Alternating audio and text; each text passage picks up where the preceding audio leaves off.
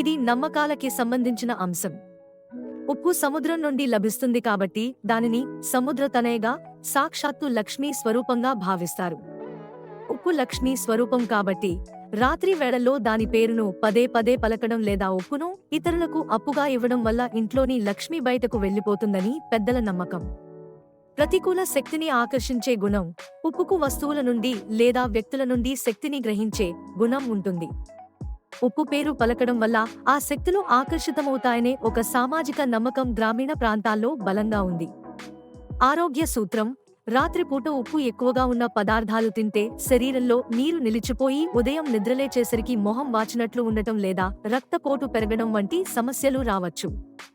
దృష్టి పరిహారం: ఉప్పుకు నెగటివ్ ఎనర్జీని పీల్చుకునే శక్తి ఉండటం వల్లే దిష్టి తీయడానికి కళ్ళుప్పును, సీ సాల్ట్ వాడతారు. వాస్తు దోష నివారణ: ఇంట్లో గాలిని శుద్ధి చేయడానికి, ప్రతికూల ప్రకంపనలను తొలగించడానికి మూలల్లో ఉప్పు ఉంచడం ఒక పద్ధతి.